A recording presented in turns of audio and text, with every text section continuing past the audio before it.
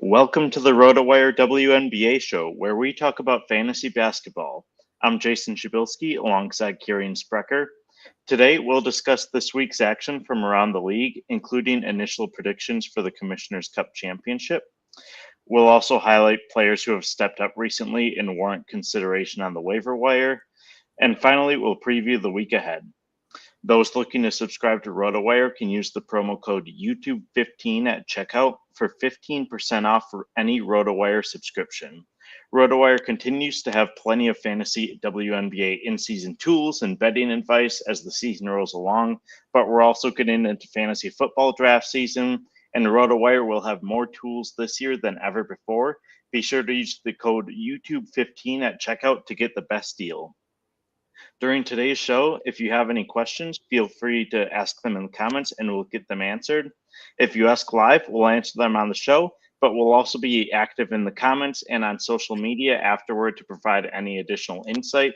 I'm at Jason Shebilske everywhere. Kirien is at Kirien Sprecher RW. We'll be answering questions whenever you have them, so feel free to chime in at any point.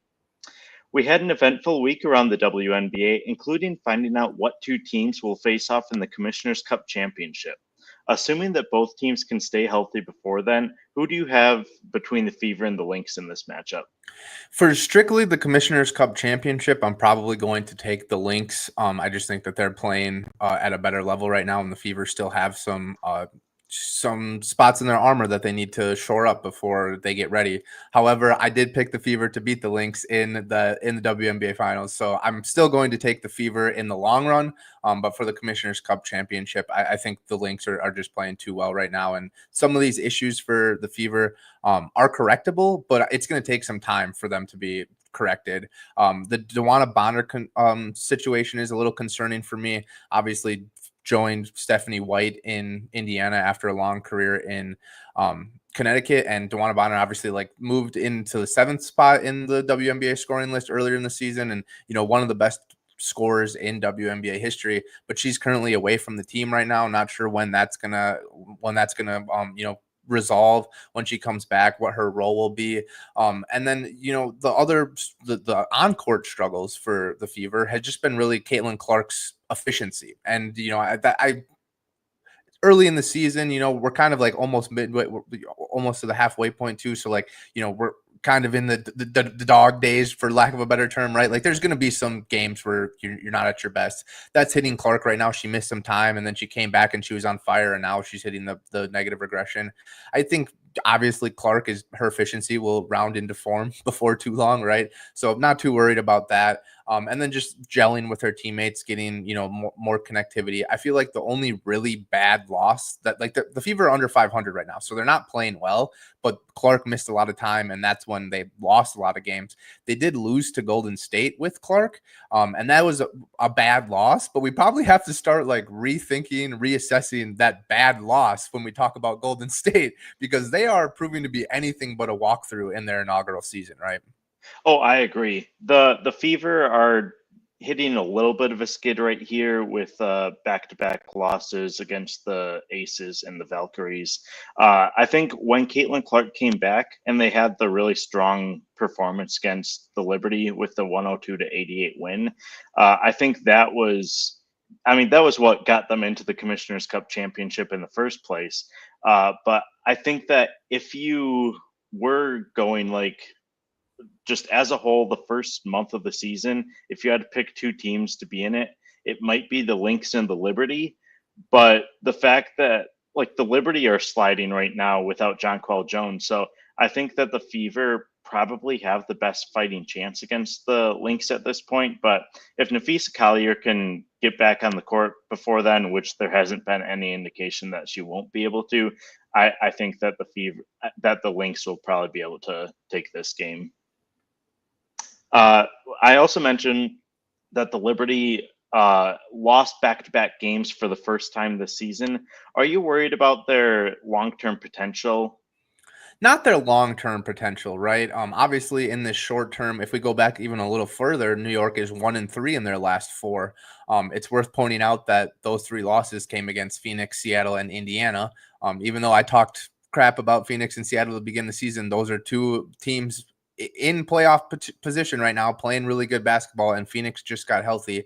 And then Indiana, who we just talked about, Commissioner's Cup championship, potential finals team. So those are 3 losses that, the Liberty, reigning champs, probably expected to still win those games, but they aren't terrible losses where all of a sudden I'm like, this team is trending down. They're, blow up the shop. Everything's going poorly for them. And then you look at New York's injuries and absences right now. Leonie Phoebish away for Eurobasket. Jonquel Jones, said, was hurt. Sabrina Ionescu missed this last game with a neck injury.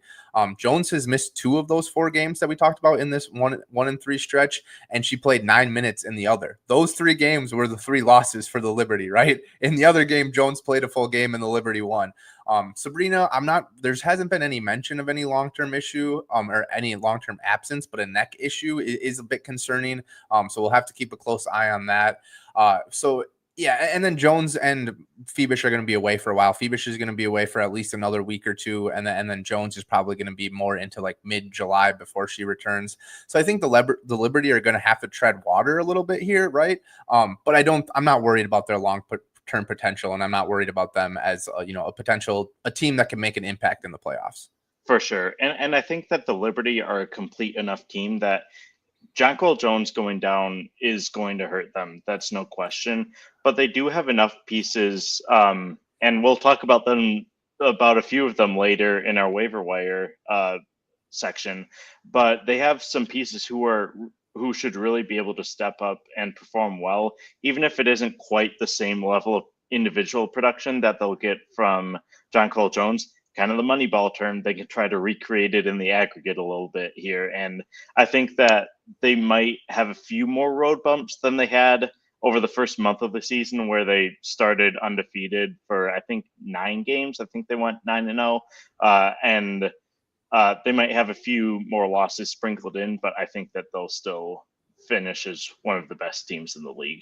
Yeah, and as the reigning champs, right? Like, I feel like in any sport, it's really like you just want to get to the playoffs because your team is set. You can win postseason games. You don't really care about going on the road. You had to win road games last year anyway. So I'm not saying the Liberty are like, let's just limp into the playoffs and, blah, blah, blah. But I think they're not worried about getting that top seed or getting the number 2 seed.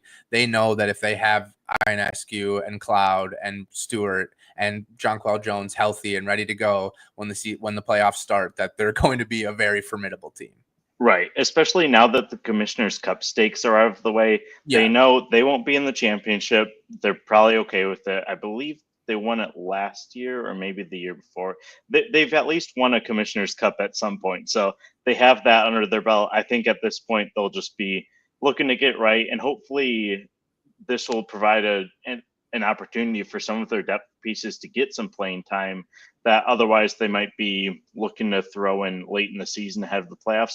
They'll be able to get that experience, and so that if they do need to step up later on during more crucial times, they'll be able to do so as well.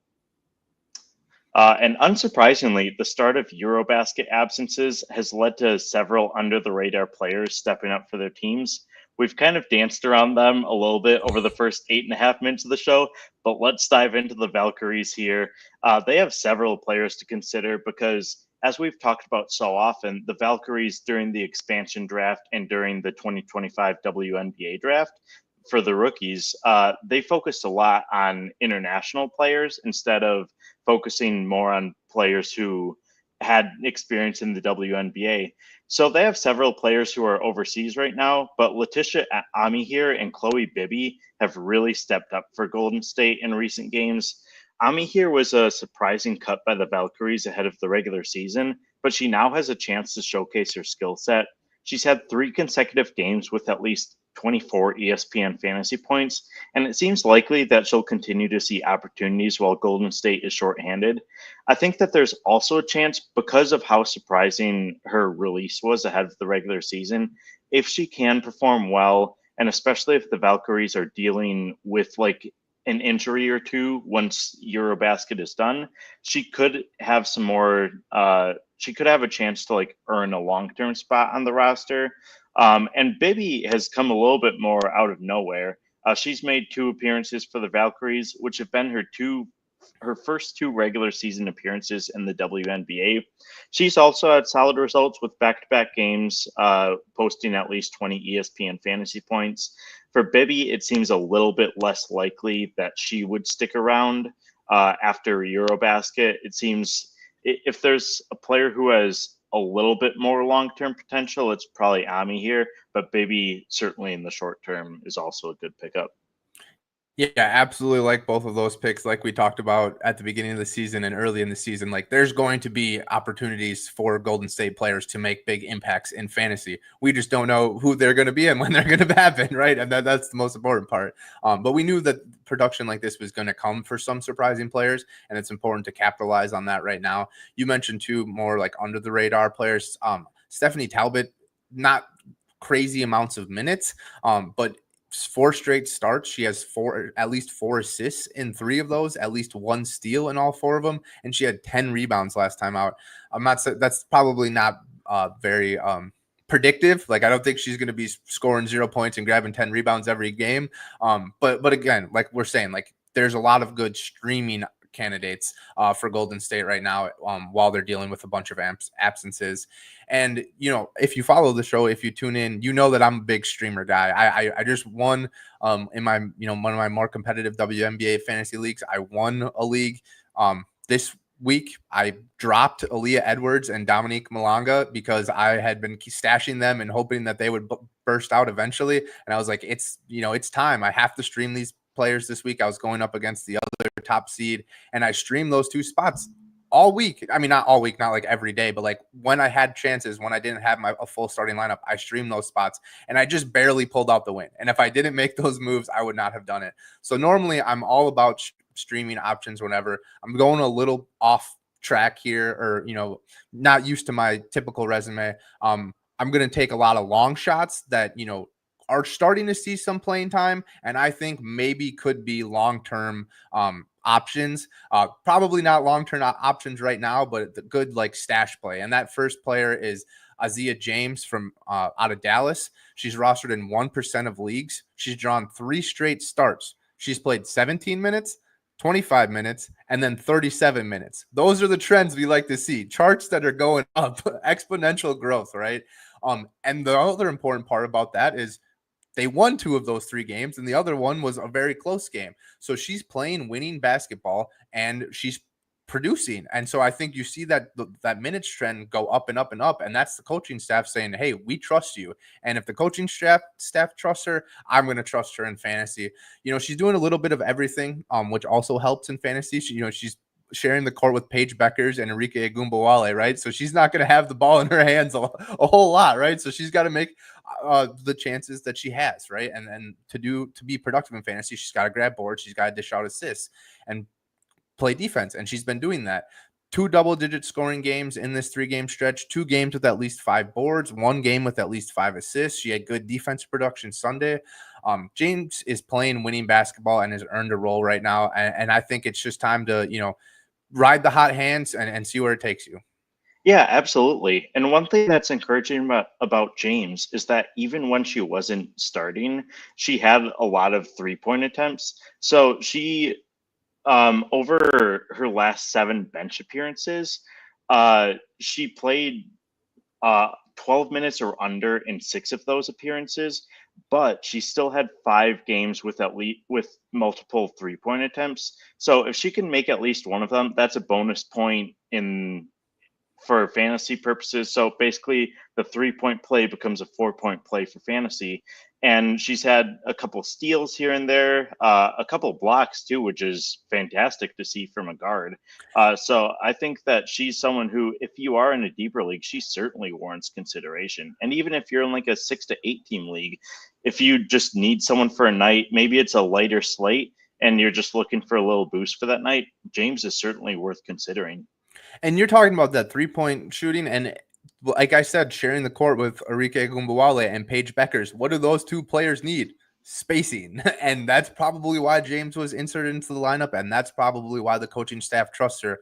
And I think you absolutely nailed that. Like, she makes one of those threes, she grabs a couple of steals, she does her work in boards and rebounds, and she's going to be a very, very solid fantasy player for while she maintains this role. Absolutely. And going from a player like James, who's rostered in 1% of leagues, to a player who's rostered in quite a few more, but had a really slow start to the season, Shakira Austin. If she was dropped in your league, she looks to be performing back to her full potential now that she's reclaimed a starting role. And I think that this is the time to pick her up and just stick with her for the foreseeable future. Over her 3 appearances as a starter, she scored at least 32 points in each game, including a 51-point performance against Atlanta on Friday. She's still rostered in just 65.5% of leagues, so this is probably your last chance to get her. It's lower than it should be for a player like Austin, but I'm a fantasy manager who had Shakira Austin on my roster earlier in the season.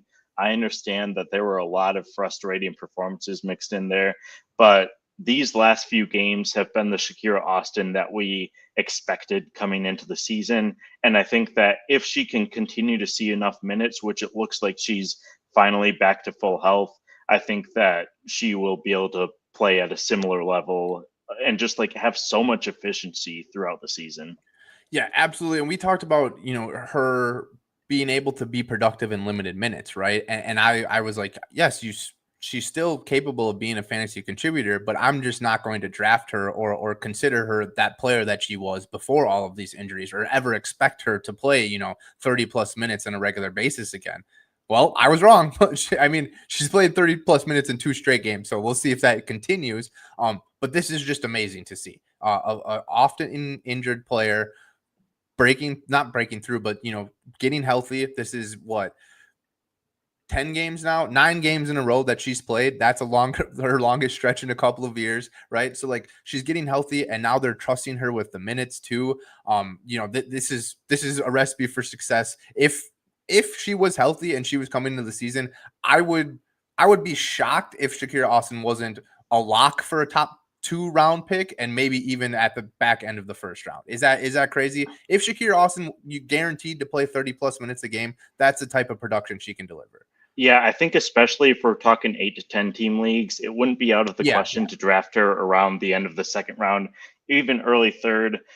Regardless, we talked about, like, in the preseason, we talked about draft capital, and draft capital is very valuable. You have opportunity cost by drafting one player. It inherently means that you aren't drafting another player. At this point, if she is available in your league, she is there. Like, you were able to just drop the player at the end of your bench, which could really improve your team for the rest of the season. You could get, like you said, a potential round 2 or 3 talent. If she can show that she can stay healthy throughout the rest of the season, I think that is a very real possibility that we're talking about her as an early round pick next year instead of more of a mid round flyer. But now is the time to really jump on Shakira Austin and see if she can carry you for the rest of the season. No doubt about it. She's like you said, this is probably the last chance you're going to get. So double, triple check if she's there, pick her up, and you're probably going to be starting her for the rest of the season. I'm moving on. I'm gonna go back. We talked a little bit about this team earlier in the season, or in the show, right? With the Liberty, and who's going to step up, and they're dealing with a lot of absences. And if you have listened to any of the previous shows this season, you probably knew who I was going to say in this section, and that's Johannes. She's my favorite player in the league. I'm never going to pass up a chance to talk about MJ, and this might be her best stretch of fantasy production this season. We talked about Jonquel Jones. We talked about Leone Fibish. Those are 2 starters that are going to be sidelined for at least the next 2, maybe 3 weeks. And then you look at Sabrina with the neck issue. We're not really sure what that's going to be. The Liberty have switched their starting lineups in and out the last 4 games. Kennedy Burke, near Sabali, and then Marine Johannes and Rebecca Gardner got starts with Ionescu out. So I'm not really confident that MJ is going to stick in the starting lineup, but I do think she's going to see a lot of usage with Jones out, and expect if Ionescu's out, I expect Johannes to start. But once Ionescu comes back, Johannes will probably move to the bench. It'll probably be Sabali or Kennedy Burke. But either way, there's going to be a lot of usage available with Jonquel Jones sidelined for the next month. Jones or MJ got her first crack in the starting lineup Sunday. Like I said, 17 points in 36 minutes. And then she didn't play in the WNBA last year, but in 2023, she played at least 24 minutes 7 times. She scored double figures 6 times in those 7 games, and she averaged 15 points per game. So this is a player that has consistently gotten limited minutes in the WNBA, and anytime she gets an increased amount of minutes, she lights up the box score and the scorebook, which is good for fantasy. Probably not, like I said, like a season-long ad, but this is a fun, like, long shot. She's probably available in your league. You can probably get some fun production out of her over the next week or so. Yeah, and like you said, it's not yet clear how much time UNESCO will miss. There hasn't been an indication that it will be a long-term absence.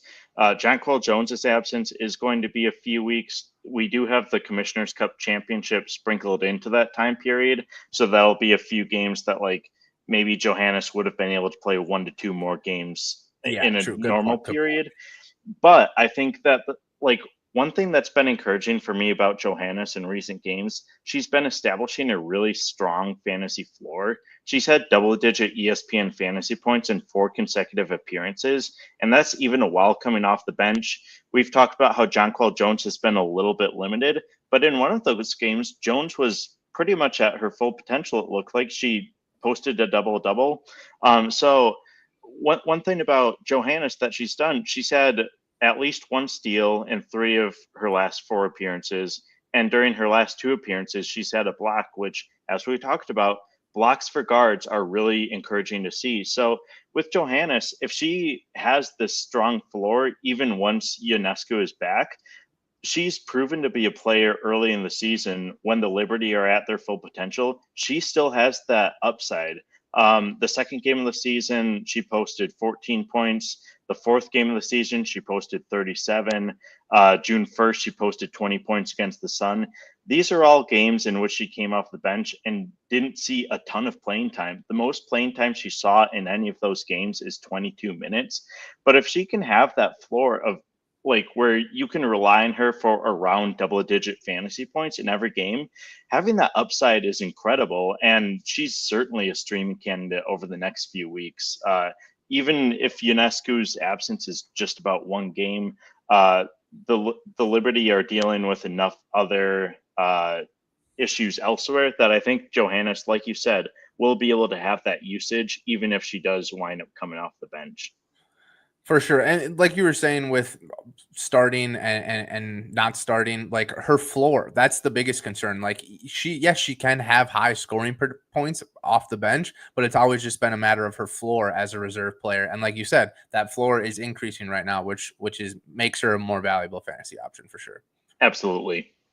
And another player who has been inconsistent this season, but really efficient from the floor recently, is Te-Hina Paopao. She's converted 74.1% of her field goal attempts over her last 4 appearances. During that time, she's continued to come off the bench, and she's topped out at 21 minutes of playing time during that hot streak, but she's really performed well when called upon and is at least a decent streaming candidate in deeper leagues since she's just 5.7% rostered. The Dream are a team that they don't necessarily need to insert her into their lineup because they do have Jordan Canada in the backcourt. They have Alicia Gray. Both of them have been performing really well to begin the season. In the front court, they have Ryan Howard, Brianna Jones, Brittany Griner. So it doesn't seem like an opening will come about in the starting 5 unless if one of those 5 players goes down.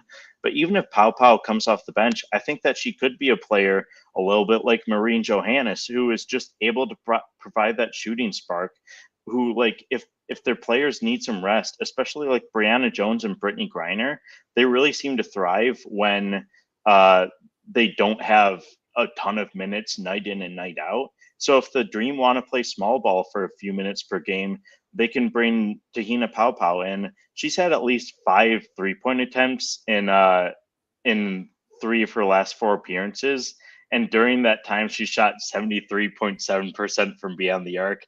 That's probably not going to continue, but I think that the efficiency will, like, still, well, the volume should still be there. Yes. So even once the efficiency goes down a little bit, Paopao should still have a chance to rack up some points here and there.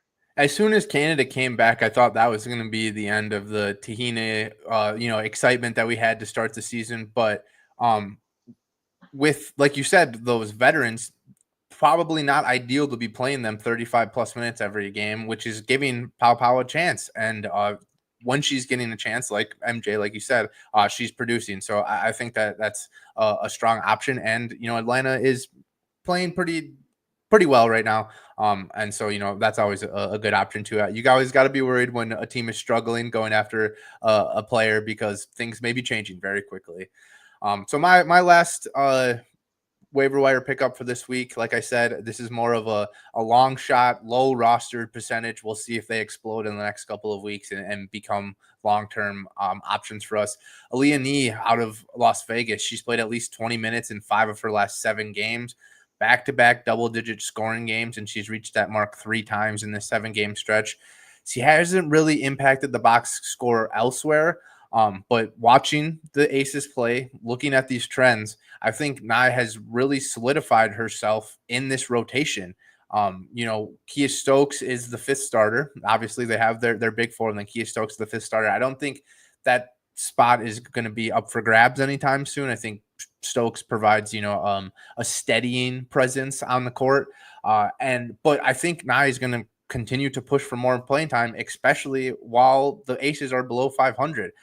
If the Aces continue to struggle, they're going to press buttons, whatever buttons they can find, they're going to need to press them to try and correct this ship. And I think Aaliyah Nye, the coaching staff has kind of targeted her and been like, hey, you can be that player that maybe not turns the season around, but you can be the player that, rests the ship and then allows the stars to take over and take the Aces to where we expect them to be at the end of the season. For sure. And we saw this a little bit while Alicia Clark was still in Las Vegas, where there would be a lot of times Alicia Clark would come off the bench and Kia Stokes would start. But Stokes isn't the most productive player from a fantasy standpoint. I think that she's one of those players who is more valuable to the Aces in real life than she is to fantasy managers in fantasy. But with Stokes continuing to hover around the production that she's had in previous years, she's averaging 2.4 points per game, 6.5 rebounds. I think that there is still the ability for a 6th player to really have kind of that consistent fantasy value off the bench. And Aaliyah Nye has shown to be like an option. She's a guard while Alicia Clark was a forward. But like you said, she's been really establishing herself as a lot more fantasy relevant in recent games. A little bit like we talked about with some of the previous players today. She had a lot of inconsistency earlier in the year. Like in her 4th appearance of the season, she scored 10 ESPN fantasy points, but she was held below 5 in her other appearances in the first five outings. But she's had double-digit ESPN fantasy points in 3 consecutive games, and that's she's had 4 blocks over her last 4 appearances too, which we've been talking about a lot of guards who are racking up blocks lately.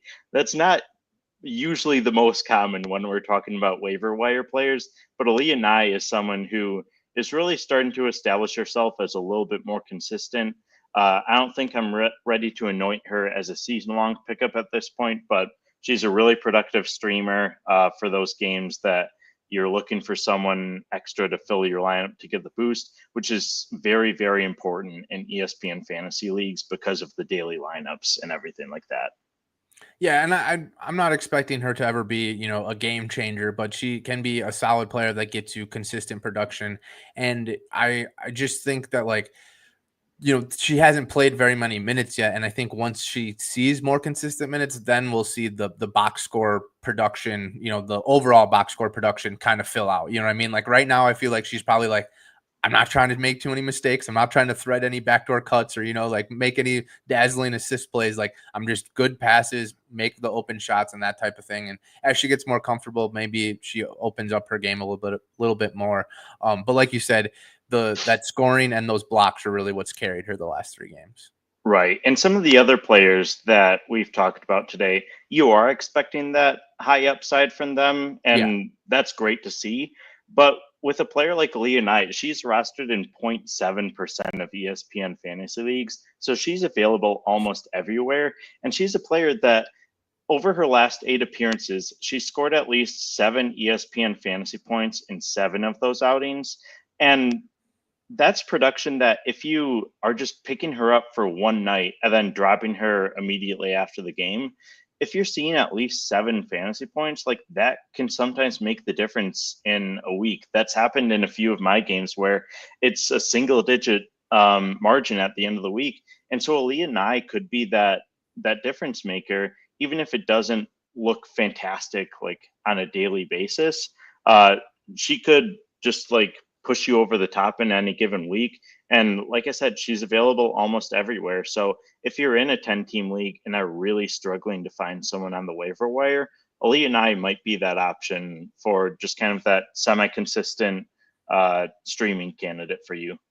Yeah, absolutely. And like I said, I had a little bit of a trend going with all my waiver wire pickups. Not very many rostered, and just like shot in the darks. We'll see what happens, but they're trending up, and they're definitely players to keep an eye on here in the next couple of weeks as we get into the dog days of the WNBA.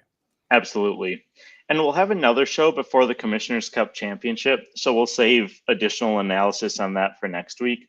But we have a busy week ahead with multi-game slates on every weeknight after Monday, as well as 5-game slates on Friday and Sunday. 2 of the games I'm most looking forward to happen early in the week, with the Fever taking on the Storm on Tuesday, while the Liberty will face the Valkyries on Wednesday. For that first game, the Storm have hit their stride recently by beating the Aces and Liberty in their last 2 games, while the Fever are coming off back-to-back losses but are closer to full health now outside of Dewana Bonner's continued absence.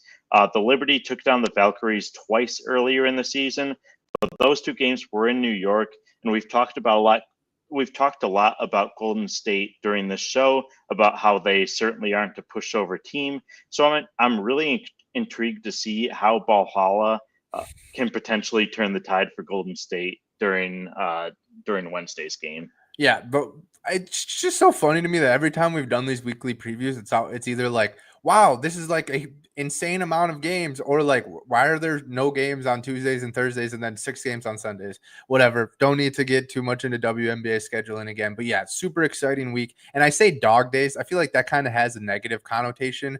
But I just mean like you said, 5-game slates on Friday and Sunday. There's a lot of games to be played this week. Next time we're talking, there's going to be a lot of new narratives. A lot of things are going to change. And so when I say dog days, I'm not saying like, oh, it's the long WNBA season. Like, I'm not saying that. I just mean like we're in the thick of things, right? Like everybody's gone up, everybody's gone down now, and now we're just throwing haymakers in the middle of the season. Looking forward to the Commissioner's Cup Championship next week. This weekend, though, you said a couple of games that were happening this week. This weekend, I'm 2 games for the Mercury that I got my eyes on. They played the Liberty on Friday and the Aces on Sunday. The Mercury in Seattle, those were 2 teams where I wasn't as sold on them as I was on, Minnesota and Indiana, New York, etc. And they've proven me wrong so far. So a tough weekend for Phoenix. They're back to full strength now. Got Copper, Alyssa Thomas back and healthy now. We'll see how that trio works out. And we'll see if they can put their mark on the 2025 campaign. Yeah, and the Mercury are coming off 5 consecutive wins. 2 of those have been against the Liberty and the Aces on the road. They beat the Aces 76-70 on June 15th. And then June 19th, which was a game that their Mercury played without Kalia Copper, they had an 89-81 win in New York. So I think that the Mercury have certainly proven that they're capable of winning those tough matchups. Yes. And I think that the next few games will prove whether they are like consistent enough to sustain that production, or if this is just like an adrenaline boost from getting Copper back in action. But I think that the Mercury do definitely have the talent that they could be a formidable force in the WNBA now that they're getting closer to full health. Yeah, and then obviously they had the bad loss to Chicago, so that's or not bad loss, big win over Chicago. So that's like they're hitting their stride, and they need to, you know, put their mark on the campaign. Like I said, like they've showed that they can compete with this top tier, and let's see if they can do it all season. Right. And for as much as we've talked about Chicago and how the Sky have struggled a lot this season, we also talk about there are no easy games in the WNBA. So the fact that they were able to get that 21-point win on the road, have a historic night from beyond the arc in terms of from a franchise record in terms of three-pointers made, I think that the Mercury are hitting their stride, and they're hitting a tough point in their schedule. So we'll see if they can keep up their momentum. And that does it for today's show. We'll be back next Monday at 1 p.m. Central, previewing the Commissioner's Cup Championship and many other topics. Be sure to join us then. Thanks for watching.